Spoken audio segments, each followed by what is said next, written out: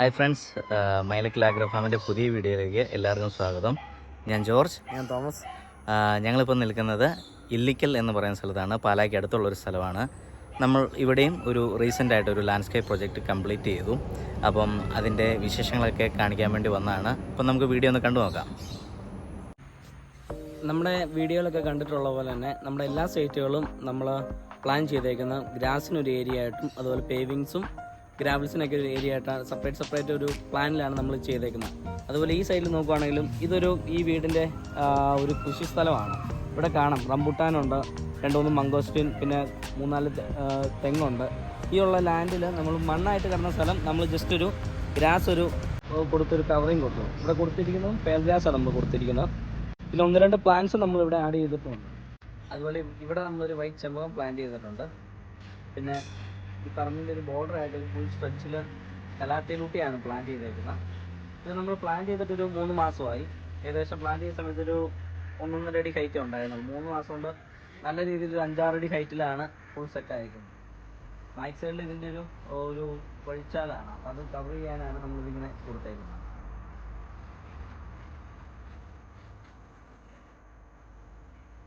ഈ പറമ്പിൻ്റെ കോർണറിലായിട്ട് നമ്മളൊരു 3-4 painting ബാമ്പ് add ചെയ്തിട്ടുണ്ട്.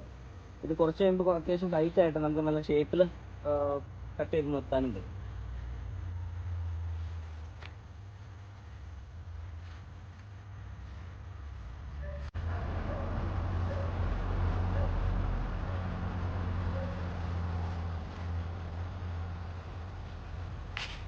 ഒരു ജാതിയുടെ ചുവട്ടിൽ ഇങ്ങനെ ഒരു ഊഞ്ഞാൽ സ്പേസ് കസ്റ്റമറായിട്ട് തന്നെ ചെയ്തതാണ്.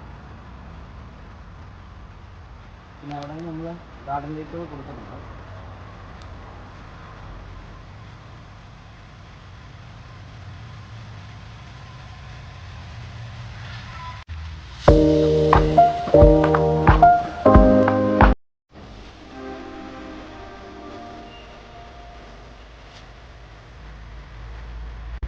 ഇത് നമ്മുടെ മെയിൻ എൻട്രൻസ് ആണ്.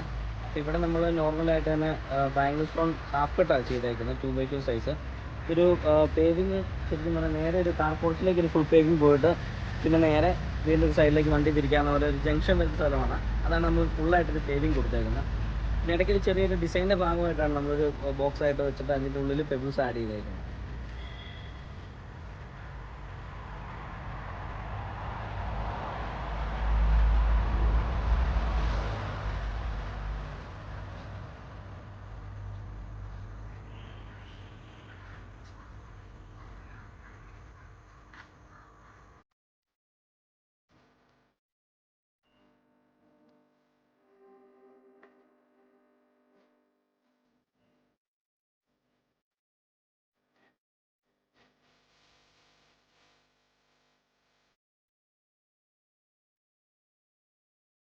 വിൻഡോയാണ് ഉള്ളിൽ വരുന്നത്. അതിൻ്റെ വെളി സൈഡിൽ ഒരു ഗ്രില്ല് ചെയ്തേക്കുന്നതാണ്. അപ്പോൾ നമ്മൾ ഉള്ളിലും വെളിയിലുമായിട്ട് കുറച്ച് പ്ലാന്റ്സ് ആഡ് ചെയ്തിട്ടുണ്ട്.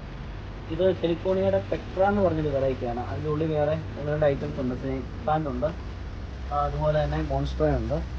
പിന്നെ നമ്മൾ ഈ ഒരു വീടിൻ്റെ എൻട്രൻസിൻ്റെ ചുറ്റോണ്ട് രണ്ട് സൈഡിലായിട്ട് ഫിംഗർ പാംസ് കൊടുത്തിട്ടുണ്ട്. പിന്നെ ഈ ഒരു ഗ്യാപ്പിൽ പെബിൾസ് ആഡ് ചെയ്ത് ഒരു വാക്ക് വേ പോലെ 2x2 size stone just install ചെയ്തിട്ടുള്ളൂ.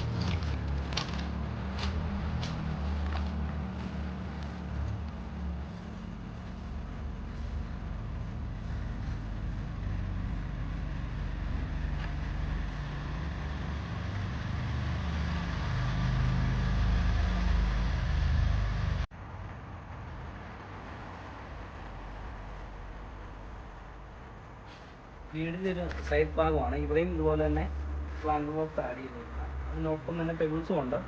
പിന്നെ 3-4 വെറൈറ്റി പ്ലാന്റ്സ് പറഞ്ഞ പോലെ പീസ് ലില്ലി ഉണ്ട്, കലാത്തിലൂട്ടിയൊക്കെ നമ്മൾ പ്ലാന്റ് ചെയ്ത സമയത്ത് ഒരു 2 ഫീറ്റോളം ഉണ്ടായിരുന്നു. ഇപ്പം ഡബിൾ സൈസ് ആയിട്ടുണ്ട്.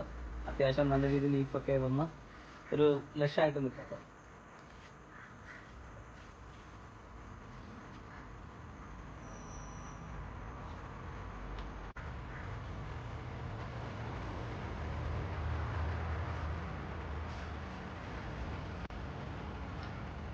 നമ്മുടെ മെയിൻ പേവിങ്ങിൻ്റെ ഏരിയ കഴിഞ്ഞ് മിച്ചം വരുന്ന ഭാഗങ്ങൾ നമ്മൾ പെബിൾസ് ആഡ് ചെയ്തതാണ്. അതോടൊപ്പം വീടിൻ്റെ ഒരു സൈഡ് ചേർന്ന് 2x1 സൈസ് ബാംബൂ സ്റ്റോണും കൂടെ ആഡ് ചെയ്തിട്ടുണ്ട്. അത് ഈ സൈഡ് എൻഡ് വരെ ഉണ്ട്. നമ്മുടെ പേവിങ്ങിൻ്റെ സ്റ്റാർട്ടിങ് ടു എൻഡ് വരെ ഒരു ഫീറ്റ് ഗ്യാപ്പിലാണ് നമ്മൾ ഇൻസ്റ്റാൾ ചെയ്തിട്ടുള്ളത്.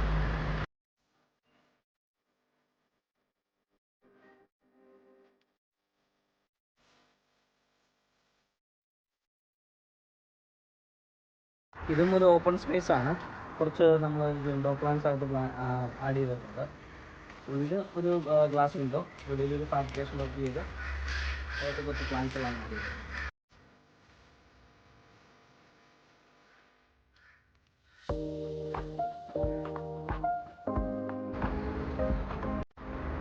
അതുപോലെ നമ്മളിങ്ങനെ കുറച്ച് ഗ്രൂപ്പായിട്ട് സ്പൈഡർ ലില്ലി ആഡ് ചെയ്തിട്ടുണ്ട്. അതുപോലെ തന്നെ പീസ് ലില്ലിയും ഉണ്ട്. ഒരു 5-6 പ്ലാന്റ്സ് ഒരുമിച്ച് ഗ്രൂപ്പായിട്ട് ഇടവിട്ട് ജസ്റ്റ് പ്ലാൻ ചെയ്യുന്നുള്ളൂ. അല്ലെങ്കിൽ പ്ലേസ് കുറച്ച് ബ്ലാങ്ക് ആയിട്ട് കിടക്കുകയാണ്. അതുകൊണ്ടാണ് നമ്മളിങ്ങനെ ഒരു ചെറിയതായിട്ടൊന്ന് പ്ലാൻ ചെയ്യുന്നത്.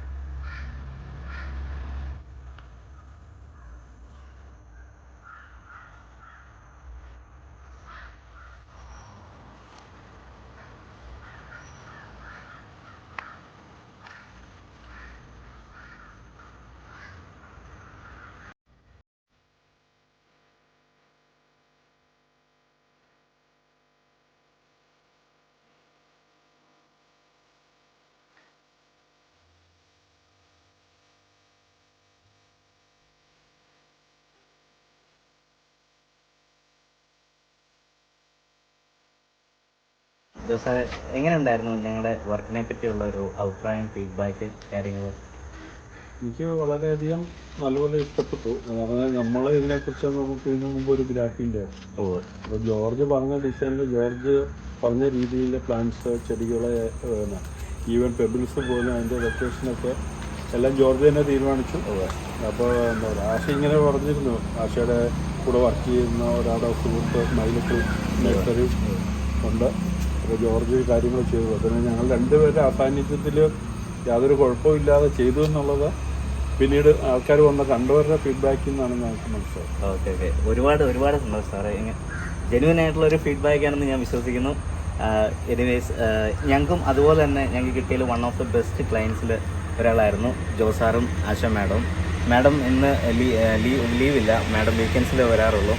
അപ്പം ഞങ്ങൾക്കും വർക്ക് ചെയ്യാൻ ഒത്തിരി ഈസി ആയിരുന്നു. കാരണം നമ്മൾ പറയുന്ന സജഷൻസ് എല്ലാം അത് കറക്റ്റായിട്ട് തന്നെ അവർക്ക് ഗ്രാസ്പ് ചെയ്തെടുക്കാൻ പറ്റിയത് തന്നെ ഞങ്ങളുടെ അനുഗ്രഹം. കാരണം അല്ലെങ്കിൽ കൺഫ്യൂഷൻസ് ഒക്കെ വന്ന് നമുക്ക് വർക്കിലൊക്കെ ഡിലേ വരാൻ സാധ്യതയുണ്ടല്ലോ. പക്ഷെ അങ്ങനെ ഒരു കാര്യം ഇവിടെ ഈ പ്രൊജക്റ്റിൽ നടന്നിട്ടില്ല. എല്ലാം വളരെ സ്മൂത്തായിട്ട് ഈസി ആയിട്ട് ഞങ്ങൾക്ക് വർക്ക് ചെയ്യാനും പറ്റുന്നതാണ് ഏറ്റവും വലിയ കാര്യം. അപ്പം സാറേ, ഒരുപാട് സന്തോഷം. Thank you so much. മാഡത്തിനോട് പറയാം. ഓക്കെ.